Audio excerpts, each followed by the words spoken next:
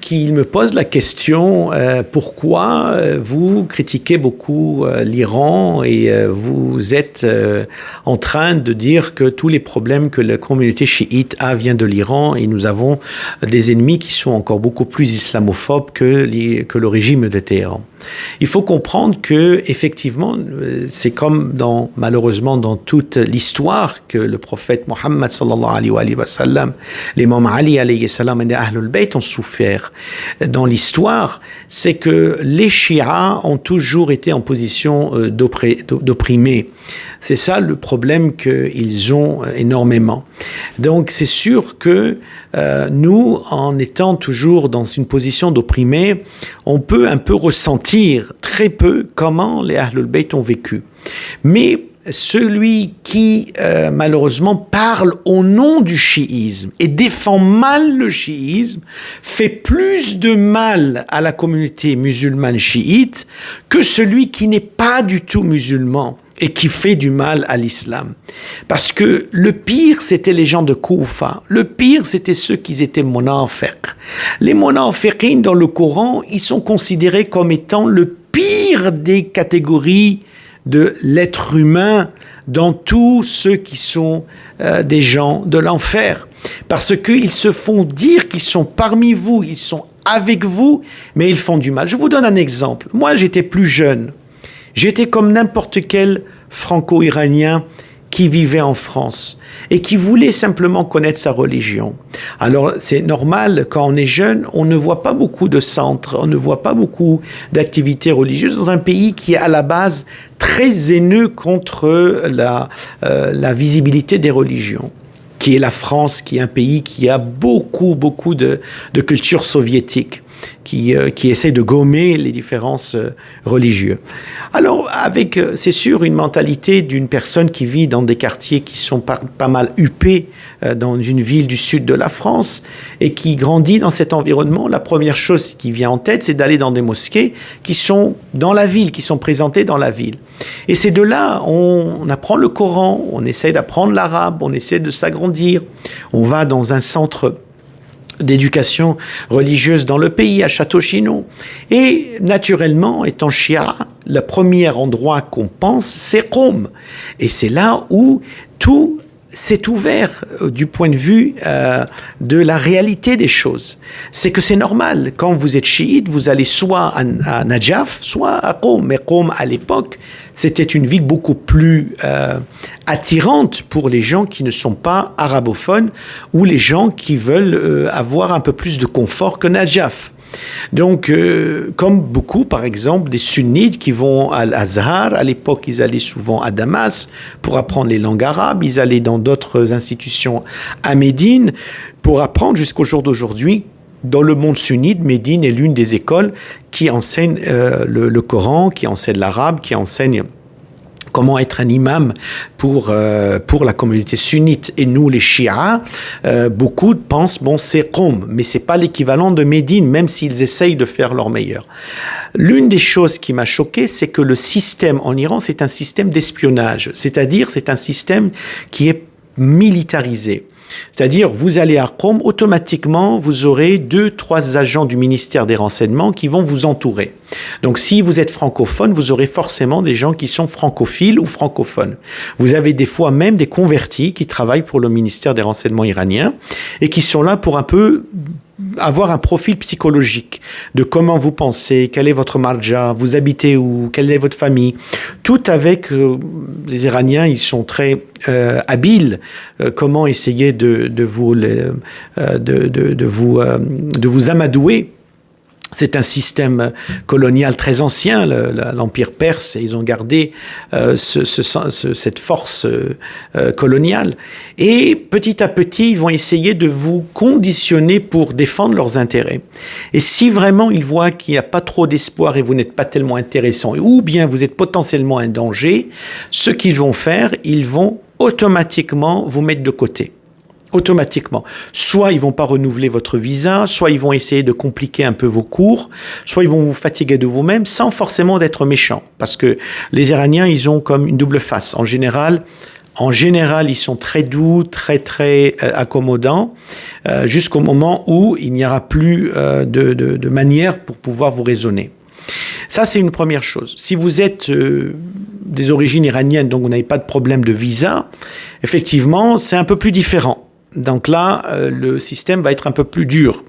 C'est pour ça que beaucoup d'élèves qui sont à Qom, d'Algériens que je connais, de Marocains, beaucoup d'entre eux n'ont pas pu rester plus de 3 ans, 4 ans, 5 ans. Des Malgaches, ils sont des Mauriciens, des Réunionnais.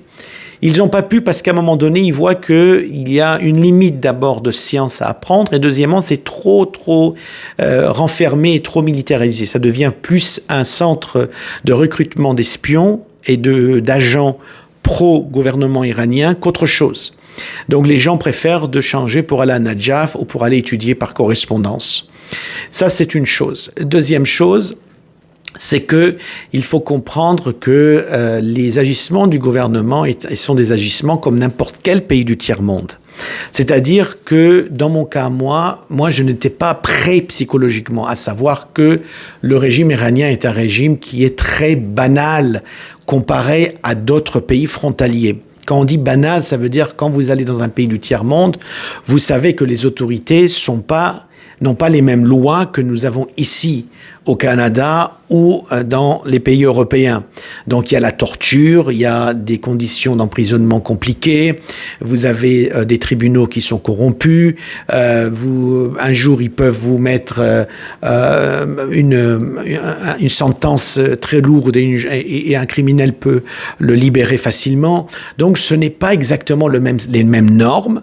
Donc c'est pour ça que moi j'avais l'impression, d'après ce que j'entendais par les prédicateurs, comme les entourages à l'époque de Smawi Tijani, qui faisaient beaucoup d'éloges du gouvernement iranien, je pensais que c'était vraiment un gouvernement qui s'apparentait au minimum à la France. Mais malheureusement, j'ai été arrêté chez moi le matin. On m'a mis dans des sous-sols, on m'a bandé les yeux, on m'a frappé pendant 2 mois avec un interrogatoire musclé. Mais on m'a frappé, mais quand je dis frappé, j'avais du sang qui sortait de mon nez et de ma bouche. J'ai perdu une 20aine de kilos. J'étais en train de pleurer tous les jours. On me répétait les mêmes questions si j'étais un espion ou pas. On me montrait des photos de centres chiites qui étaient à Montréal. Et on me disait, à certaine personne, vous avez dit ça. À une autre personne, vous avez dit ça. On vous suit de partout. On vous fait croire qu'en fait, vous êtes vraiment une personne dangereuse. Et à la fin, ils n'ont rien trouvé.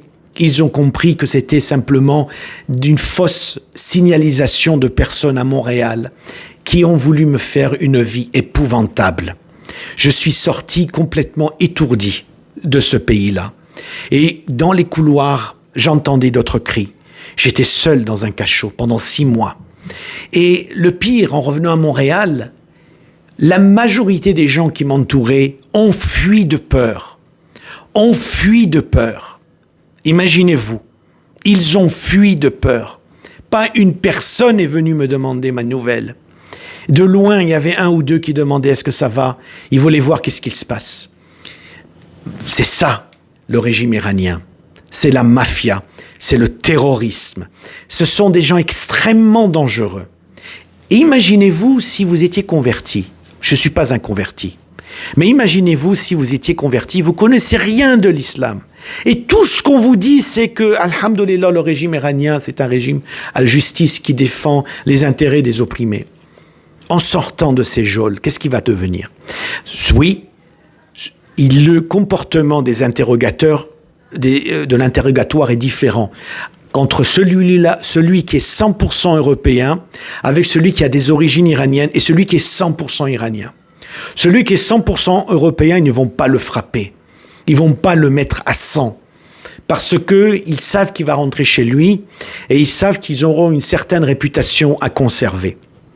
Pour celui qui est comme moi avec des origines iraniennes, même si j'ai des origines européennes aussi, ils vont le frapper, mais pas d'une manière où ils vont l'amputer. Ils vont simplement me faire saigner, me faire pleurer, mais pas plus que ça. Mais pour quelqu'un qui est iranien à 100%, qui n'a personne à l'étranger, on ne retrouve même pas son corps. C'est comme ça fonctionne le système avec l'Iran. C'est un système qui est l'oppression en tant que tel. Je suis extrêmement triste que beaucoup de nos frères sont dans les rêves comme je l'étais à l'époque. Vous savez, celui qui m'a donné le Hamama et Khamenei. Celui qui m'a donné le Hamama, c'est Ayatollah Wahid Khorasani. Je n'avais aucune idée négative. Jusqu'au jour d'aujourd'hui, j'attends des excuses. Et regardez la réponse. Si tu parles, on va savoir comment te faire taire. C'est comme ça, j'ai la réponse de ce système colonial et ce système sioniste chiite. C'est comme ça j'appelle ce régime. De établir un gouvernement islamique au nom de Sahib az-Zaman al-Sharif pour avoir des agissements de voyous, des agissements de barbares et d'incivilité. Après, on se dit pourquoi il y a beaucoup d'islamophobie, pourquoi il y a beaucoup d'iranophobie dans la communauté, même musulmane. C'est parce que le pays est fait d'une façon que les gens détestent. Oui, une partie, c'est la croyance.